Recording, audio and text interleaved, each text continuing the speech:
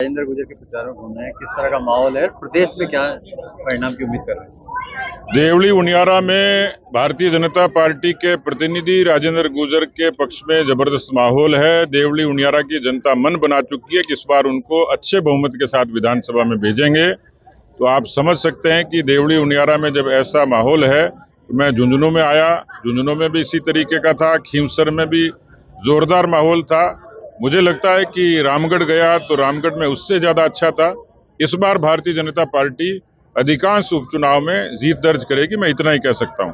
कश्मीर में धारा 370 हटने के बाद चुनाव के बाद में जो है पिछले 2 दिनों से हालात कुछ अलग नजर आ रहे हैं, कि किस तरह की जो है आप उम्मीद की कैसा होगा?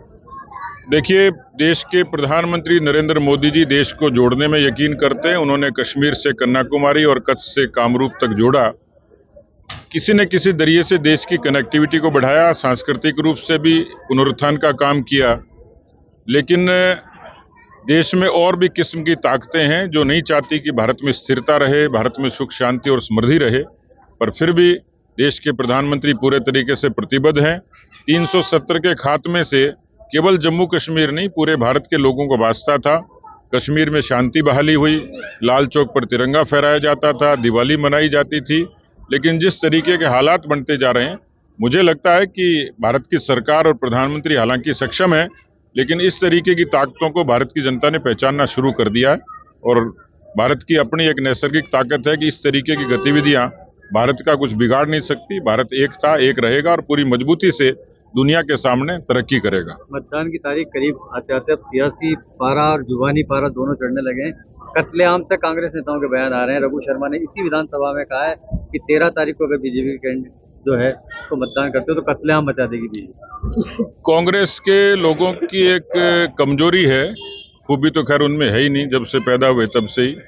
कमजोरी ये है कि वो सत्ता से बाहर जाते ही परेशान हो जाते हैं और सत्ता की मड़ाई मिल नहीं रही और इसलिए कुछ भी बयान दे रहे हैं। बल्कि इस देश में मोदी जी के आने के बाद, बीजेपी के आने के बाद तरक्की भी हुई है, भाईचारा बढ़ा है, सुख शांति बढ़ी है, और इसलिए इस तरीके का गैर जिम्मेदाराना बयान देकर वो क्या कहना चाह रहे हैं, मुझे लगता है कि जनता ने उनको कुछ दिन पहले जवाब दे दिया।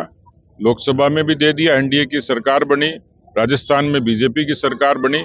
इसलिए ज्यादा अच्छा है वो भजन सत्संग करें, थोड़ा सा कीर्तन करें, अपने मन को शांति के लिए प्रार्थना करें, तो मेरे ख्याल से बेहतर होगा कि कांग्रेस के लिए ये समय ऐसा है कि वो अपना आत्मविश्लेषण करे, शांति से रहे, विपक्ष की भूमिका निभाए। पिछले 3 चुनाव इस क्षेत्र में बीजेपी के लिए कहीं कहीं अच्छे संकेत नहीं है। 2 विधानसभा और 1 लोकसभा। सचिन पायलट, हरीश मीणा का 3 चुनाव में प्रभाव देखने को मिला है। क्या लगता है कि डबल इंजन की सरकार का फायदा निश्चित तौर पर बीजेपी को मिलेगा, राजेंद्र गुर्जर को मिलेगा? पक्का मिलेगा, डबल इंजन का मिलेगा। इस क्षेत्र के लोग राम भक्त हैं, इस क्षेत्र के लोग राष्ट्र भक्त हैं, इसलिए मुझे पूरा भरोसा है कि पीछे कुछ भी हुआ होगा, लेकिन देवली उनियारा की जनता इस बार पूरी भरपाई कर देगी और पेटी ठोक के वोट देगी बीजेपी को।